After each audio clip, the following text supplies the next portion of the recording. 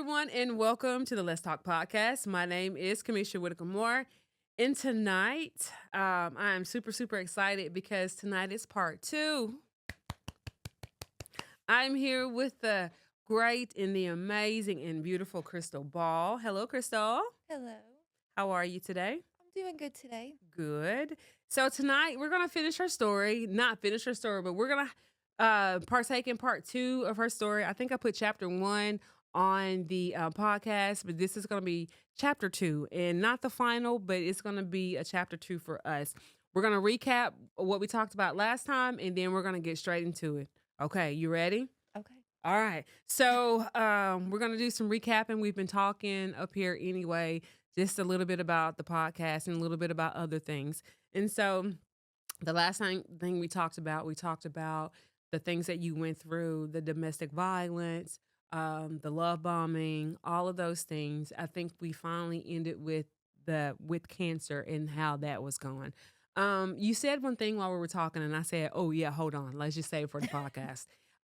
You said that you were looking back at yourself as we were talking on the podcast, and that was the first time you've ever saw yourself or heard yourself tell a story. Mm-hmm. How did that feel, and what emotions did you have? I had a lot of emotions. I still notice some areas that I need to improve on with myself. Mm-hmm. As we were talking about a while ago, Mm-hmm. I noticed I was downplaying some things. Okay. And I was still being very vague about a lot of things. Gotcha. There I go with the ums again. I noticed I do a lot. That's okay, girl. I do a lot of things too. Don't even worry about it. We're good. But the way it made me feel, it hurt. Yeah.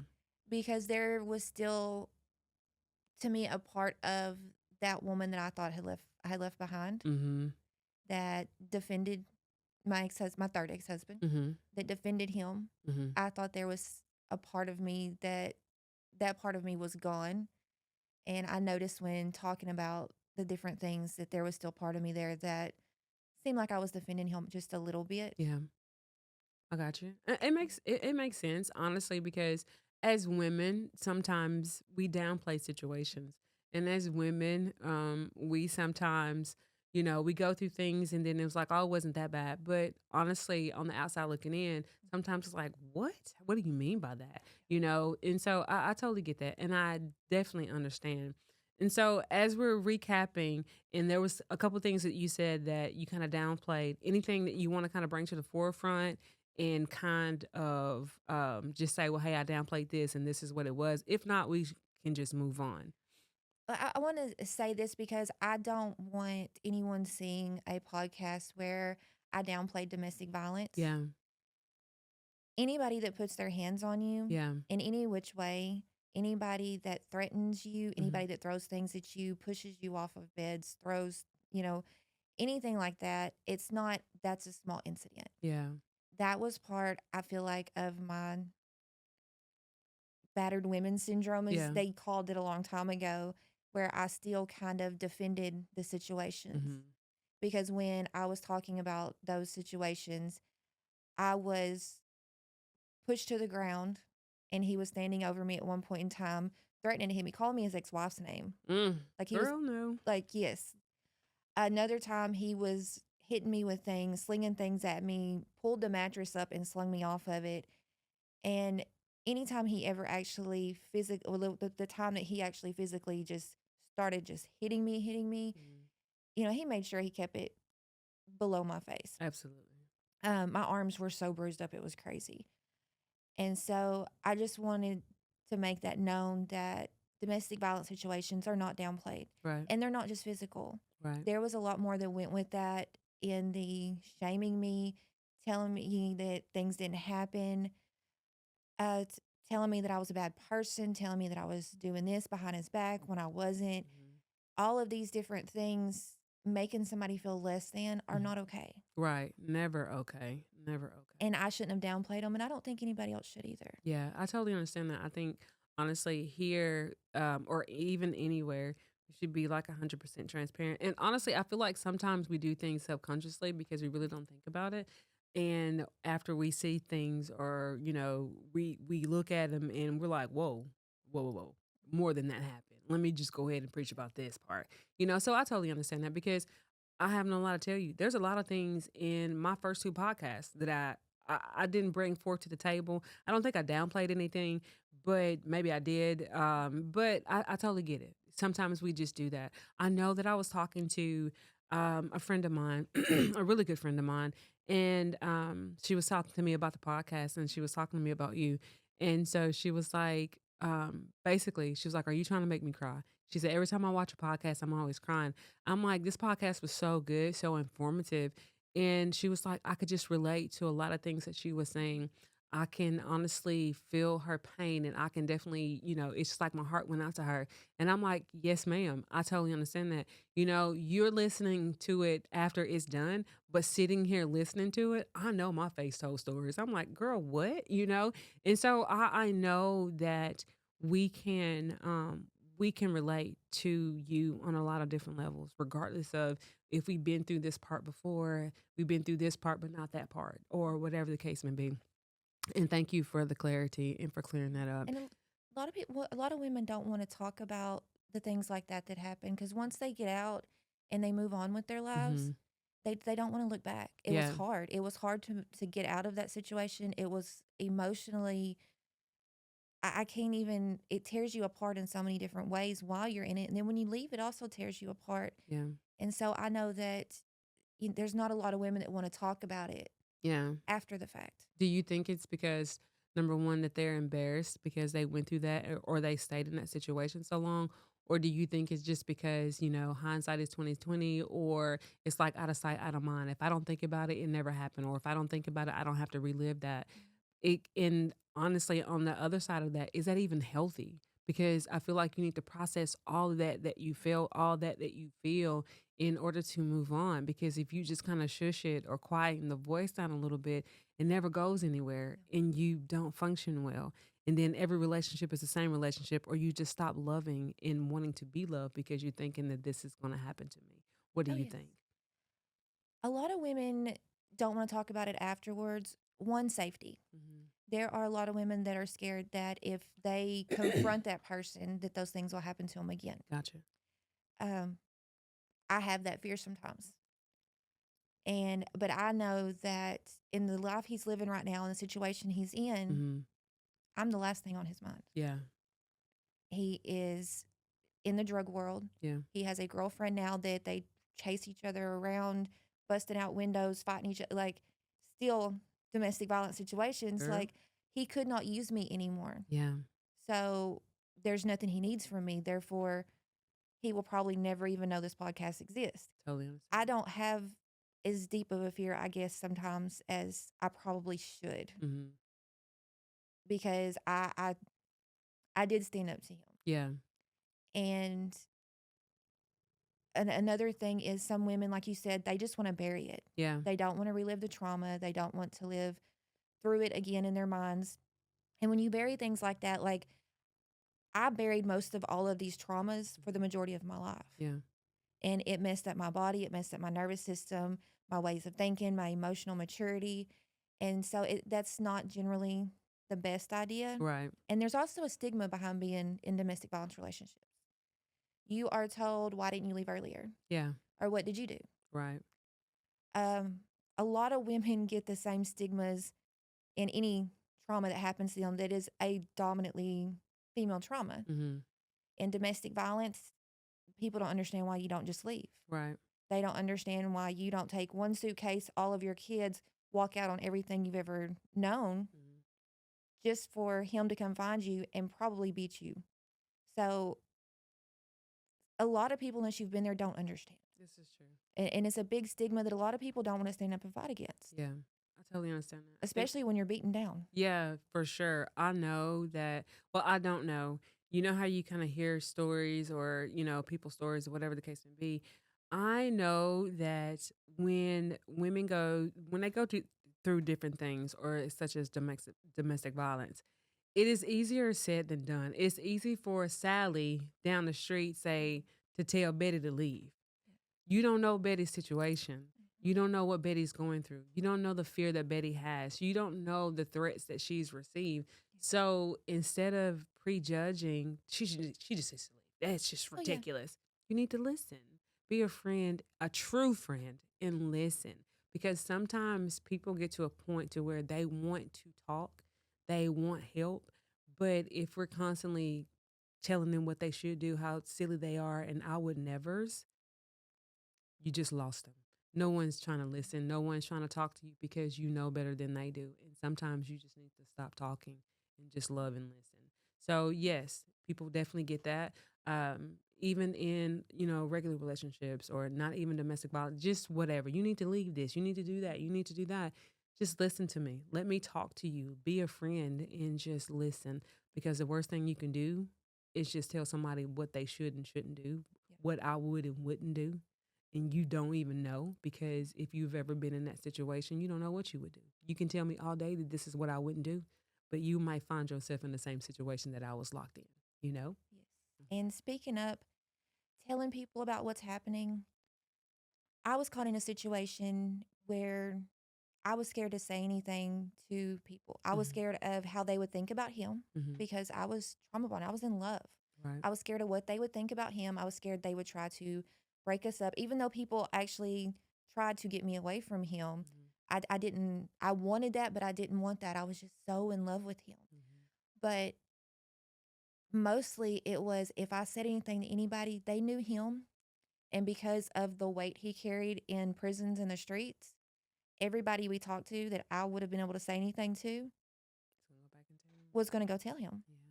Yeah. And he got me actually caught in a situation where he was doing some really bad stuff to some people. Mm-hmm. And after I had kicked him out, everybody's like, Crystal, why didn't you tell us?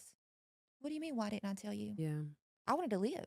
Yeah, for sure. Like I did not want anybody going back and telling him, hey, Crystal said this. Yeah. And it put me in a really bad situation that I'm glad that over time that situation has started healing itself, I feel like, Mm-hmm. on my part of the things that people thought or said about me. Right. Him, on the other hand, he wasn't just doing me bad. He was doing a lot of people bad. Yeah. I totally understand that. I mean, at that point, you're just stuck in survival mode. Mhm. You just want to survive. You want to live Yes. to see the next day. You want to live to see your children, because you never know what mood, what's going to happen the next day. So I totally understand that. Sometimes it is shutdown mode, and I'm not talking to you because if you go back and say something, then you don't know what's going to happen. Dang, how scary is that? Very scary. What do you think about in that moment? What did you think about in those situations? When I wanted to say something to somebody, Yeah. honestly, there were so many people that seen how he talked to me, the way he treated me, some of the things he did to me, Mm-hmm. that would put their head down and turn the other direction, Yeah.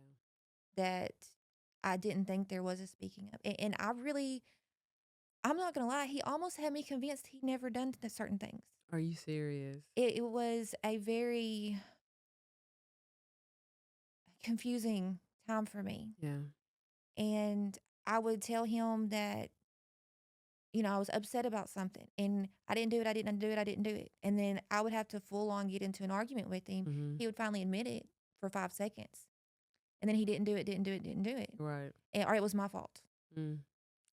I was looking at somebody from across the room. I made eye contact with somebody, Yeah. or I didn't do this right, or I didn't do that right. And it would cause so much conflict. I was never good enough. Yeah. I was never the type of person that could give them everything that they needed. Right. My They love always was needed never enough. more. Yeah. And then whenever I would actually have a foot to stand on, he'd flip it around. Yeah. I'm going to kill myself. I can't live without you. I'm so in love with you. I can't do, you're my everything. You're my soulmate. You're my blah, blah, blah, blah. Yeah. And so he hit me where it hurt, and that was my heart. Yeah. We love with our hearts. Oh, We yeah. that heart leads us down so many roads. You hear It me? does. And you find a master manipulator, and they know how to work every angle and every They do. piece of your heart. They do. They really do. They really do. So, how are you feeling now about all of that went through? You still struggling with a lot, or you've come to peace with a lot? or I've come to peace with a whole lot of it. yeah. The majority of the time, so I started therapy. Me and him got together in 2017. I started therapy in, I want to say 2020. Mm-hmm. It was after I came home from prison. It's actually, it might have, yeah, 2020. Mm-hmm. I had started therapy. And so I had been in therapy for a while already when a lot of this stuff was going on. And I learned how to take my emotions and put them where they needed to be with a Yeah. lot of my traumas. Being able to identify the shame that I felt was not my shame. Right. The pain that I felt was not for me. The anger where it needed to be. Mm-hmm. Just being able to take all those emotions and put them in the places they needed to be, instead of me just holding on to all of it, feeling like it was my fault and all the shame was on me. Gotcha. And it took a long time, and I had a lot of pitfalls in between. Did I went you back to him, I married him, still went to therapy though. I actually had him in therapy for a minute. really? How long did that last? Uh, about 4 or 5 months. Really? But he knew more than the Then I kicked him therapist. out. Yeah. I had kicked him out, and because he was doing underhanded things already. Yeah. And he was doing underhanded things, saying things to the therapist because he was coming back. My therapist said this, and I'm like, what are you telling her? Yeah. You know, I know you put your hands on me. You've admitted it, and you're gonna go in there and tell her you've never touched me, Yeah. that I'm crazy. But I would think that she would know better. But Like he I is a said, manipulator. he is probably one of the best manipulators you will ever meet in your entire life. Did you change therapist?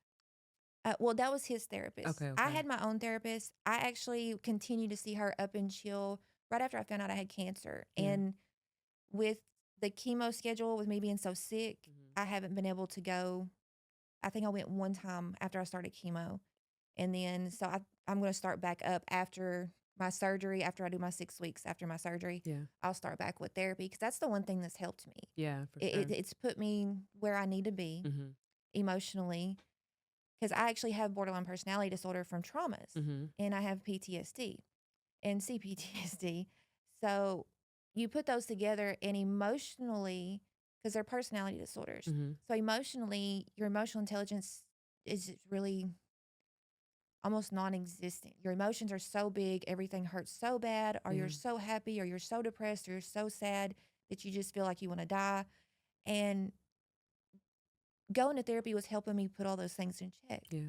And it still does. I've done a really good job at managing because I've been learning how for years. Mhm. But I want to make sure I keep healing myself, Gotcha.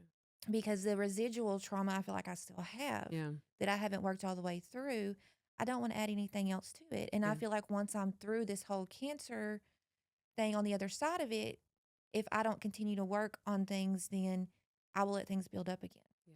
I totally understand that. I do. I really, really do. So let's pivot just a tad Okay. bit. Let's talk about the cancer diagnosis. I know we touched on it, and we didn't really get to like really hit it like I wanted to, honestly, because to me, it's like you have all of these different emotions, all of these things that went on with you. You have all of these things that's piling up on you, and then as you're trying to work through this, that, and the third, and then here comes this cancer diagnosis. Girl, let's talk about it. Okay.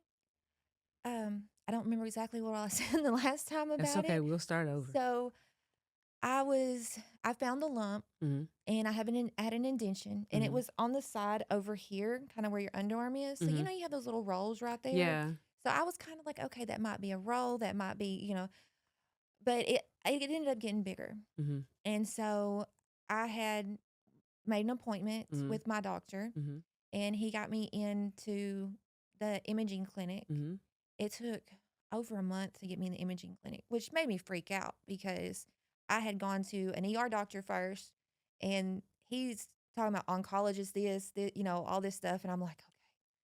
And then I seen my doctor. My doctor's like, yeah, we need to go ahead and get you an MRI. I'm not MRI, a Mammo. mammogram. Mhm. Yeah. And so they did a mammogram and an ultrasound Mhm. to look at so they could actually look at the mass itself also. And a week later, they got me in for a biopsy. And after that, I was actually at the doctor for something else, and because I'd gotten sick Mm-hmm. and I had a some sort of really bad infection in my stomach, Mm-hmm. and one of my the so I had a hysterectomy when I was 29. Mm-hmm. I had precancerous cells that were turning into cancer on my cervix, and I had had a lot of scarring and stuff from things that happened to me before, and endometriosis. Mm-hmm. So the gynecologist at 29 was like, "Okay, yeah, you've had 2 kids, all these problems. We'll take everything out but one ovary." Right. That one ovary has given me so many problems. So it ended up actually having a bunch of cysts on it, and one really, as they put it, angry looking cyst. Mm-hmm. So I was sick from that, sick from, the stomach infection. And um, I'm sorry, I forgot where I was going with that. That's okay, girl. Take your time. So we were talking about my cancer diagnosis. Mm-hmm. So I had gone through, gone to have all that stuff done. And then I went to get the biopsy done. Mm-hmm. And after the biopsy, I ended up, I think it was like a week or so. I was at the doctor's office. That's Mm-hmm. what it was. I was getting a checkup from all those things. Mm-hmm. And I'm sitting in the doctor's office and I have an email come up on my phone from my chart. I love my chart. You ain't got to wait for a doctor's appointment to know anything. To know anything that's going on in Nothing. there. So was sitting in the doctor's Mm-hmm. office looking at it, and it said invasive ductal carcinoma. I, I didn't Did you know know what what that nothing was? meant except for carcinoma. And I know what the duct is. Girl, so right there in the doctor's office, you get an email. What are you thinking? I started Googling. I'll be honest. I Yeah. get straight on Google. I'm like, this is cancer. Yeah. And I got straight, because, carcinoma, I know what that means. Yes. So I got on Google and started Googling. I walked outside the doctor's office and was sitting in front of the little window right there, Mm-hmm. waiting for them to still call my name back there. And I called my mom and I told her what it said. And where are you at? I said, I'm at the doctor's office. She's Mm-hmm. like, I'm on my way up there. And she said, just see if you can see the doctor. So I went in there and I'm like, hey, can I see my doctor like now? Yeah. Because I was actually seeing the gynecologist that was in the office. Right. And they told, I told them what was going on in the email that I had gotten, that I got my test results back. And so they got me, instead of seeing her that day, they took me back there to see him. Mm-hmm. And he explained everything to me, Mm-hmm. that it was cancer, that he was going to suggest me go to an oncologist.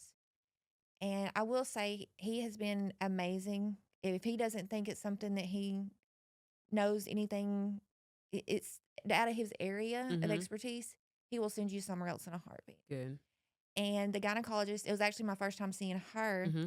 She actually took me back there and just sat and talked to me for a little bit. That was nice. Because that was a hard pill to swallow right at the end. For sure. Very hard. So I'd actually called my friend up, my friend also. I called her, and her and my mom both, by the time I was leaving, they were both at the convenience store. So I pulled through there and I was like, hey, look, I'm leaving. I'm done. Yeah. So it took a little while, but I first reached out to MD Anderson. Mm-hmm. And I was like, I'm going to MD Anderson, blah, blah, blah. And then I'm like, no, it's a 6-hour drive. Yeah. And at this point, my tumor was about 2 centimeters. So I was like, you know what? I'm going to go ahead. I've heard a lot of great things about Carti Cancer Center. Mm-hmm. So I'm going to go ahead and reach out to them Mm-hmm. and see what I think about them, if they're where I'm going to feel comfortable. Right. So I reached out to them, and they started doing tests left and right. I had a PET scan done. I had a breast MRI done. I had a MUGA test, Mm-hmm. which is it's like a big X-ray MRI type machine, Mm-hmm. but they just look at your heart and they put a radioactive dye Mm-hmm. in you first. Yeah. And they check your injection fraction in your heart, because you have to be so healthy to go through chemo. Absolutely. And apparently I was healthy, which really surprised me and my mom both. Whenever we got the information back that my heart was like perfect, Yeah. my mom was like, really? So What were you? I'm laughing because I'm already knowing. But what was your mom thinking? What were you thinking? Why were you thinking it wasn't healthy because of all the drug All the uses? drugs. Yeah, And it definitely affects the heart because sometimes, I was an for IV sure. drug user for a Yeah, lot of years too. And that was one of the things we were like, okay, they're fixing to check your heart. Like, how bad is this about to be? And yeah. I was scared to death. I was like, oh my God. Did you tell them up front? Oh, I'm very honest about my drug Yeah. history. Um, it- just today when I went to the doctor's office and we were talking, and she said, "Are you on any medications or anything? Are you still taking this medication?" I said, "I'm not taking no medications." I said, "I've been on a lot of drugs in my life, but chemo is the one that's done me in." That part. And I said, "I don't want no more drugs." For sure. I bet. Man, because I know the first time I was supposed to meet you, I text you Mhm. and you were sick and you were in the hospital. And so I said, okay, I totally understand. Just let me know when you're ready and when you're feeling better, to just let me know. And it was a little bit. How long did you stay? I was actually in the hospital for about a week. Mm-hmm. Um, so when I started chemo, Mm-hmm. the first chemo that he gave me, so I was on what they called TCHP. It's two chemos. I was on Taxotere and I was on carboplatin, and then I was on an Mm-hmm. autoimmune, no, yeah, an autoimmune drug too, autoimmune immunotherapy. Sorry, I was saying Immunotherapy. that wrong. That's okay. Immunotherapy drug. And so the first time they gave it to me, he gave me chemo at 100%. I was in the ER 4 times, I want to say. Yeah, sure. I was sick. I was so sick. I could not hardly get up. I was sleeping almost 24 hours a day. I I felt horrible. I was lethargic, and I mean with that, with lethargic, it's Mm-hmm. just you're just there. Yeah. You don't want to move. You don't want to do nothing. Chemo gave me light sensitivity to where I couldn't see. Like if I had the lights on, TV on, my telephone, Mm-hmm. it hurt my eyes so bad. And it was like that every round for about the first week. The first time it was like that for over 2 weeks. Really. And then I finally had the week where I was starting to do a little bit better. I mean, it was horrible Yeah. for me. Do you think that during your cancer and your chemo and your diagnosis and all of that, excuse me, with that, and then with your drug use, domestic violence, all of those things, how are you mentally? How is your family mentally? Because it's just like we went through all of this with you and you're still here and we love you. Now we're thinking, hey, we got her back. She's doing well. Your kids are happy. Everybody's happy. Your mom's happy. And then all of a sudden, bam, we got another knock. And then I know that has to be another emotional roller coaster. It is. Yes. The person that showed it to me the most, Mm-hmm. and it wasn't even an emotion, it was what he said, was my son. And he was worried that my cancer diagnosis was going to cause me to start getting high again. I understand that. I do. It surprised me whenever I was told that, Really. but I understood. Yes. Once it was said, I was like, but it just caught me off guard. I'm like, why would you think? Yeah. Okay, because the past several years, this is how it's been. Yeah. Going gets tough, mama gets high. Yeah. And so I know it's been hard on my mom. My mom had to watch her daughter basically try to kill herself for Yeah. some years. Over time. Yes. Absolutely. Slowly but surely. And I was finally doing good. I was finally doing better. My mom's the one who encouraged me to move out of town Yeah. for that short amount of time. And even though none of us really agreed with me coming back, they didn't really agree with me coming back to Texarkana because of the trouble I've been in. It was a kind of a blessing that I did. Yeah. For sure. You Yes. needed her more than ever. Oh, yes. I could not do this without my mom. Mm-hmm. I could not at all. And it's just been for her to watch me go through everything I've gone through, for my kids, even my stepdad, for them to be so close to me and watch me go through all of the horrible things I went through with drug use, because they're the ones that seen it firsthand. Yeah. The Me acting out, me doing crazy things, saying crazy things, they seen all that. It hurt them. Yeah. I mean, For one sure. of my memories of a conversation with my mom is when I was doing really bad. She looked at me and said that there was or a grave out by where my stepsister was at. She said, "We bought them all, and you have a plot out there now." Girl, no. Oh my gosh. That about killed me when my mama said that because I was getting high at the time, That's and she said it to my face. that just made me like my heart just like I Yeah, understood. and for her to watch me go through all of that, for her to be the one that the hospital would call whenever an ambulance would bring me in, Yeah. with track marks all up and down my arm. See, I'm gonna cry now. With Girl, I felt that one in my soul. You hear me? she was the one who would show up in the middle of the night in the hospital Yeah. when my ex-husband Doug would leave me laying there Yeah. and take off because he was scared the cops were going to get him. And I'm sitting here, my heart's having heart enzyme problems, all this stuff. And I remember my mom showing up. She brought my daughter. My daughter was probably about 13, 14 at the time, thinking that it was going to do something. Yeah. So not only has my mom watched me go through these things, my children have seen things firsthand. My stepdad, he has seen things firsthand too. Before I had my kids, when I was younger, I had actually gotten phosphorus poisoning from, I used to cook methamphetamines with somebody, Yeah. and I had some red phosphorus. I put it in my bra, and it seeped through into my skin. And I don't remember about 2 days, Mm-hmm. but I do know I ran out of the house and took off across the yard, and my stepdad grabbed me, and I know I tried to fight him. Mm-hmm. So, I mean, they have been through some stuff with me. My aunt and my mom had went into a drug house. I was 16. Mm-hmm. Yeah, because I was fixing to turn 17. And they pulled me out and took me to what is it? It's the mental health place on Arkansas Boulevard. Yeah, yeah. I think It was it's called something River. else Yeah, it was called something else back at the then. moment. Yeah, for Yeah. sure. It was definitely called something else. They have watched me go through all of these things. They have watched the domestic violence. They have been there whenever every incident has happened.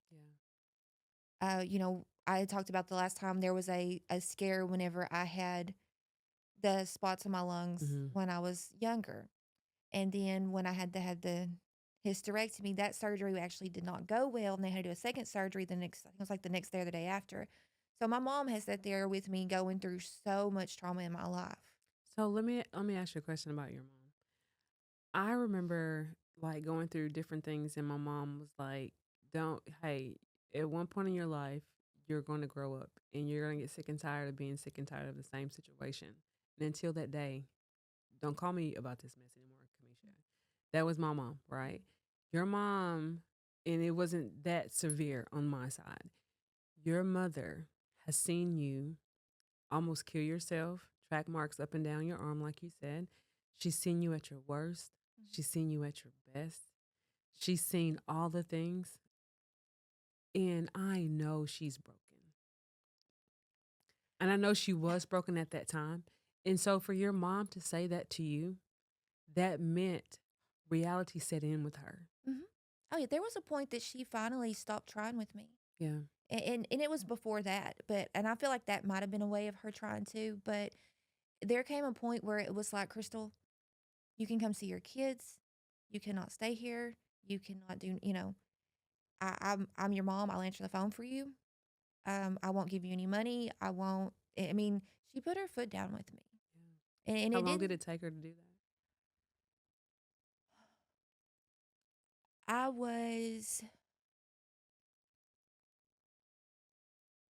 about a year and a half into the when I had relapsed from when I was clean for 10 years. So I was in my 30s. Gotcha. Because there was a long period of time that I was doing good, Mm-hmm. like spurts of time also in between, and so the majority of my 30s were rough, have been rough. Yeah. I'm still 39, but they've been rough. And so in that little from 2017 is whenever I had started using again. And it was probably in 2019. So it was probably a good solid year or so. And it was right before I went to prison. Yeah. When I went to prison, I didn't have anybody there between Doug telling people, telling me, oh, you don't need that person around you. You don't da da da. And kind of having me pushed away from everybody, Mm. me pushing myself away from everybody, and then my own actions. My family was not going to stand up and say, hey, like, you need something to eat. No, Crystal, you need to stop and Yeah. take care of yourself, and we'll be here for you. Yeah. Until then, you're on your own. Yeah. For But sure. we will make sure your kids are okay. I got you. That makes sense. That makes sense. A lot of sense. I just like when you said that, I'm like, that had to been really tough to hear and even tougher for her to say. But Yes. even at that point, I think her reality was, I'm going to lose my child. And it's like in her mind, Mhm. she has prepared herself to do that. And it's like, so I'm like, she's making steps in order to prepare. Yeah. But then you get better and you do better. And then now the cancer diagnosis. And so I'm sure she was even thinking, like, Lord, what more can I take? I mean, what else? You know what I mean? Oh, yeah. And so then your son says what he says because he's like, he sees it. It's like a relationship, you know? Mhm. It's like, I'm mad at you, we breaking up. And then we get back Mhm. together. Then we break it up and then we get back together. So he sees that. And so the first thing he's thinking is, my mom's going to relapse again. Mhm. And I get that and I understand that part. But then also I'm thinking, he's probably thinking she's going to go through a lot of pain. No one wants to go through that pain. Mhm. No one wants to go through the sickness or the illness. And so in order to find comfort, maybe she will, but I don't want her to. But it's just those types of things that just comes to my mind. But anyway, let's keep on pushing, girl. Very good. So, like I said, I had problems with chemo. Hmm. Um, I had, I just got so sick. Yeah. And then the second round, they had, it was about a week. And then I, did a little bit better. And then, because they had lowered the chemo, I think we lowered it to 75%. Mm-hmm. And I was a little bit better, but not great. So the third round, we did 50%. Mm-hmm.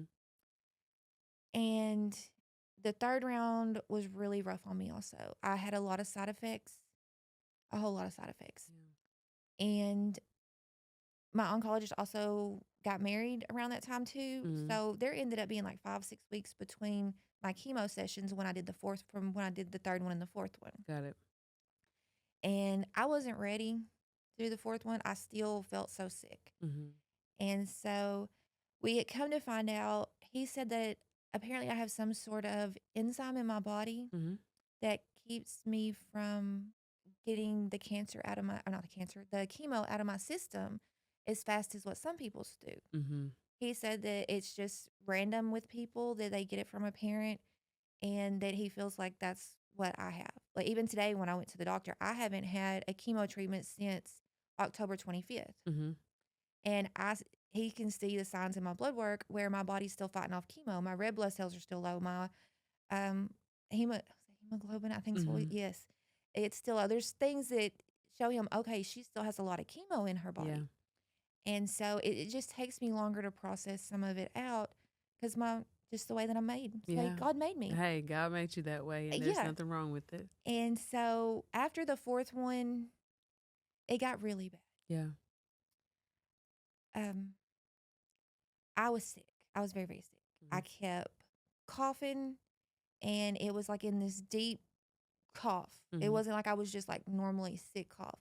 It was this deep cough, and my chest hurt so bad, and I just felt so horrible. Mm-hmm. And I had called the doctor's office, and I said, "Look, no more chemo. I don't want no more chemo. Yeah. I'm done." Because I was supposed to do 6 rounds. Because the chemo they had me on is actually a very, very strong chemo, Yeah. and they can only do 6 rounds of it, and you have to have them at least 3 weeks apart. And so I was like, nope, no more. And the nurse is like, well, you got to come in and talk to him. Yeah. Well, by the time I got in to talk to him, I was in a hospital in Little Rock, and he was coming in my room, and I'm like, oh, we had a doctor's appointment today, you know? Yeah, for sure. And he was telling me, he's like, Crystal, he's like, no more chemo. I said, you know what? I want to talk to you about it too. I just wasn't so cheery because I Yeah. couldn't breathe, and it was really bad. And when I seen him today, he's like, you look so, like, you were so horrible Yeah. in the hospital. And because I told him, I said, every time one of y'all walked in the door, y'all had this look on y'all's face like somebody done shot y'all's puppy. Yeah. And he's like, well, yeah. He's like, you were sick. Yeah. I was like, yeah, I was really sick. Seriously. And it's been hard, though, physically, you can handle being sick, Mhm. and it's being really, really sick. It's you can do things to make yourself feel better. Yeah. I think the hardest part for me was the mental. Yeah, for sure. Yeah, you spend a lot of time alone when you're that sick. Yeah. When you spend time alone, you spend time thinking. Yes, Mhm. and like I said, a lot of side effects and things from the chemo, especially after that first week. One Mhm. of them, it kind of makes you a little confused sometimes, and they call it chemo brain. Mhm. And so I would be watching a show on TV, fall asleep, and start having crazy dreams about stuff, and wake up and was like, "Did that really Yeah. happen?" Besides the losing the hair, which that was traumatic. Really? Yes. It is, I'm Oh my telling you, gosh. losing hair, as far as like women are concerned, it is definitely a traumatic experience. I had hair I've always had hair way down. Mhm. And so when we found out I had cancer and I was going to do chemo, and the type of chemo I was going to do, the doctor told me, okay, like you're going to lose your hair. Yeah. He said, don't try the cold capping thing. It's just a lot of bother. Mhm. He said, my personal opinion, go ahead and shave your head and we'll it'll grow back. Yeah. And I've seen some women that cold cap. Some of them come out great. Some of them come out with big old bald spots. I can't do that. Like Yeah. that would be more traumatic to me than shaving my head. Gotcha. And bald is beautiful. Yeah. Yes. For sure. So I had waited. Like I said, I cut my hair short up Mhm. here, and I waited after the first chemo. I think it was about 2 weeks, and I woke up late in the evening, and it was about 1, 2 o'clock in the morning, and all my hair I noticed was like matted on the back of my head. I was Mhm. like, "What?" Because I had kept it in a ponytail and kept brushing it, and so that I was hoping it didn't fall out if I kept it in a Yeah, ponytail. girl. But it didn't happen that way. So it Yeah. all matted. So when I started untangling my hair, Mhm. some hair was coming out. Yeah. But then after I had it all the way untangled, I'm sitting here doing this and I'm pulling out globs of hair. I started bawling. Yeah. That was horrible. In the middle of the night, nobody's awake. Yeah. Like my mom's not awake, and she's usually the person I can cry to, You're right. and about most everything. Yeah. Some things when it gets too deep, like 'cause she's been through so much with me, I try not to go there Yeah. because I just don't want to upset her. Totally get it. Yeah. But I'm sitting here, and so the next morning, I told my mom, I was like, "We're gonna shave my head." And she's like, "Really?" She's like, "I thought you weren't gonna do that anytime soon." I was like, "We're gonna do it." Yeah. And so I waited for my daughter to come home, and because I told my daughter she could actually shave my head, Yeah. and I felt she's 18 now, so she was 17, and I feel like it helped my family process some of it. Mhm. She shaved my head, and then my mom did the touch ups to make sure everything was lined up straight, and it actually looked, Good. we didn't miss any spots, Yeah. stuff like that, because neither one of them ever shaved anybody's head Yeah, before. totally get that part. I do. That's a whole process that you guys did together, which is a good thing. It is, and so I keep my stuff on TikTok, Yeah. so I actually have those videos on TikTok also. Yeah. And so, we went through that side effects. We went through the nausea, the vomiting. I never had the vomiting problem. I had the nausea problem. It was Mhm. horrible. And the indigestion. Gotcha. And it wasn't like normal indigestion. It was like, I feel Severe. like fire's coming out of my throat and my stomach Yeah. because the chemo burns the lining. Any sensitive tissue you have on your body, any sensitive tissue, Right. it will burn it. Some dangerous stuff. And so it's not easy. You have to keep yourself completely clean all the time. Mhm. You have to wipe down the toilet after you use it because Mhm. if somebody else sits on it, you, I don't have this problem because I ain't in a relationship. But another thing is several days after you have a chemo treatment or even weeks, I'm not exactly sure how long because, like I said, I have this problem, people can't be intimate together. Right. You can poison somebody. Yeah. So there's a lot of different precautions you have to take. So true. So Yes. true. And while you're sick, trying to take all them precautions, it's like, I got you. I totally understand that. So with all of that, we're done with the ex-husband. We've moved on. Everything is good. Cancer, we're fighting. We're making progress. We have some good outcomes. We don't know if we're in remission at this moment. but we'll find out soon enough. Is Oh, that yes. right? Because today, while I was at work, they were like, "You got to tell me if she's in remission," and I was like, "Well, as soon as she finds out something, I'll definitely let you know." She was like, "I'm invested. I'm invested," and I'm like, "Okay." So a couple were like, "We're invested in the Mhm. story." I'm like, "Yeah." So they definitely want to know. They're definitely following. And so I'll definitely pass out or put in your TikTok information Mhm. as well. Facebook, all that good stuff. We'll add it in. So that will be one thing I'm gonna have to learn how to do on the end of that because I Yes. just learned how to do a front and a back on the podcast part. But girl, I'm Hey, learning. we're Okay, we always learning. we are always learning for sure. So you're in good spirits. I am. I have my moments. Yeah. I really do. The last chemo that I had before I went into the hospital, Mm-hmm. I and I haven't had anybody. The way that I compare this, so in the Bible, it talks about Jesus in the wilderness, Mm-hmm. how he's hallucinating, how he's kind of Mm-hmm. just arguing with Satan, but it's not, in Right. the yeah. So that is kind of how I felt at a point, and it's been a spiritual battle for me, Yeah. and it's been, because I was so sick that I was lost in my head. Mm-hmm. Nothing, like I said, the chemo brain Mm-hmm. was going really hard at that point in time, and I was just so sick and so weak and everything else. And afterwards, that's what I was thinking. I was like, on a small comparison, like I feel like that was my part of a spiritual battle for me, Mm-hmm. and I feel like this is a spiritual battle for me. A lot of things in my life have been. Yeah, for sure. Feel like your faith is being tested. Yes, I mean, in the work that I do, also in the community, I I do work for a nonprofit, Yeah. and I work with a lot of people who I try to help. Yeah. I try to pull them back to doing great things, Yeah. even outside of work.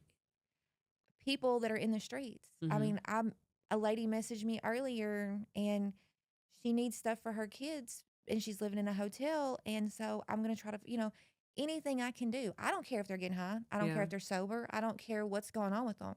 If they reach out and they need some sort of help, It happened. that is something that's logical. I'm Yeah. not going to give you cash. I'm not going to give you money. I don't give you nothing you can sell. I'm not going to. Yeah, for But sure. if you say, "Hey, my kids need clothes," or "I need some clothes," they might be Walmart clothes, but Yeah. I'm gonna find you some Girl, clothes. they got some cute stuff at Walmart. They do Don't have some play. cute stuff. Don't downplay Walmart, okay? I'm not, but it just I say that because I somebody's house burnt down, Yeah.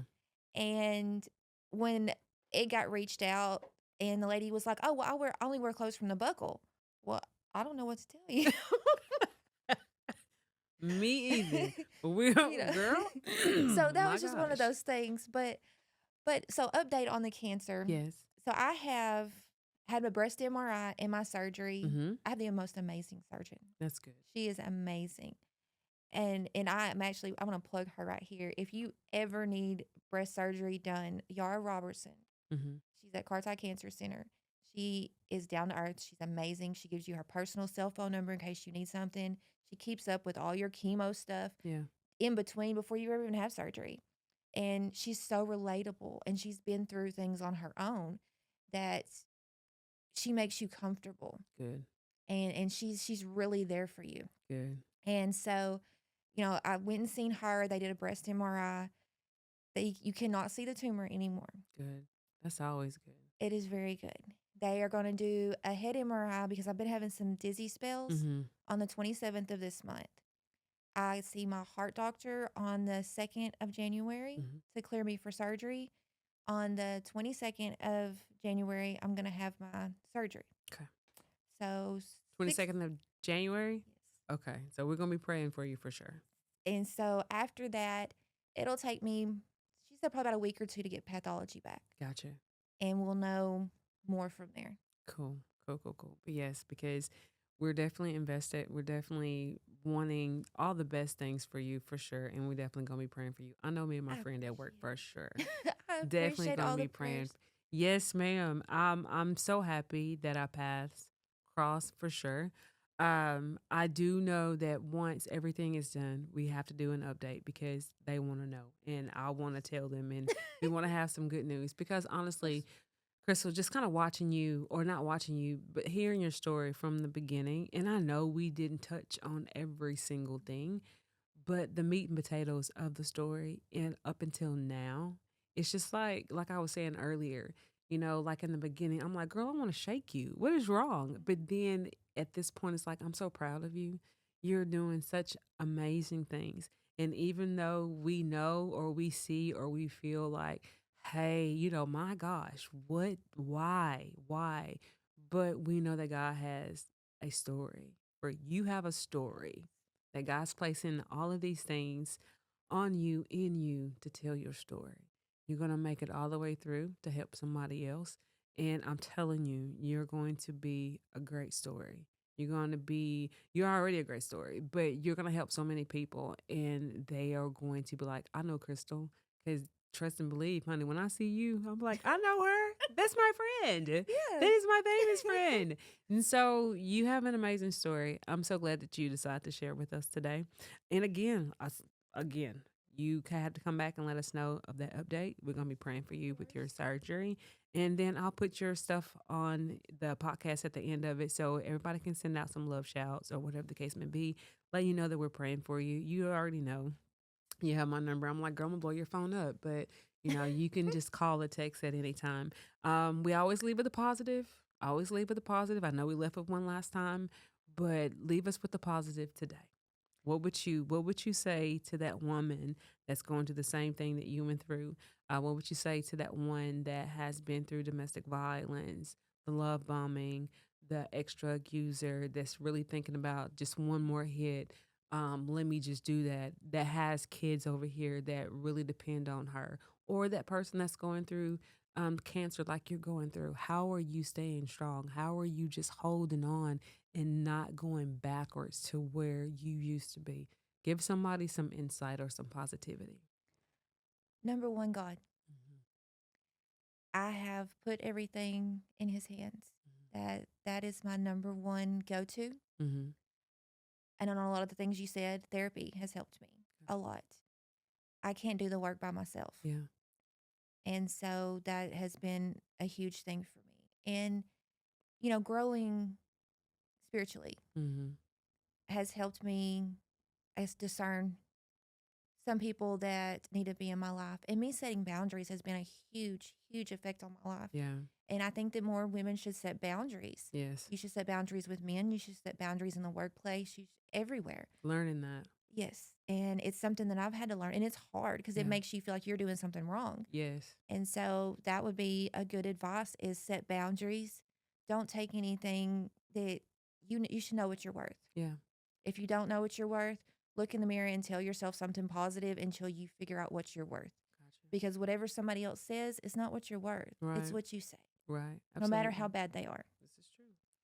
And so I guess that's what I'd really say to people is just keep going and put your eyes on God. If you are, me personally, when I'm in a down spot, I can't stop thinking about something bad that happened. I either pray about it or I start playing my favorite gospel songs. Yeah. And there's a wide array of gospel music out there. So it For ain't like sure. you have to go play on an old rugged cross or Amazing Amen. Grace. Amen. There is rap Christian music. There's everything. Casting crowns, all the things. So Yes. yes, I totally get it. I totally And understand. so, but that is my go to. Yeah. And I'm not big at journaling, but a lot of people say the journaling helps them a lot. Yeah. I start kind of getting lost in my thought and can't get it out on paper. I get that part. But I can get in my car and will out a bunch of notes, even though I sound horrible doing That's it. okay. No one's listening to you but you. Okay, you and Exactly. the man upstairs. So that would be the biggest thing. I think just figure out who you are, figure out how to love yourself. Yeah. Because until you love yourself, and I used to hate it when people said that to me. Mhm. Oh, just love yourself. I don't know how. Yeah. But you eventually, if you put the work in, you learn how to love yourself. True. And it's amazing being on the other side of that life and that world, have come through domestic violence, and I'm still standing. Yeah. I'm not going to say it's all great and sunshine. All right. It still hurts a lot. But coming through drug use, watching, my biggest thing is I love my kids. I do. I love my kids.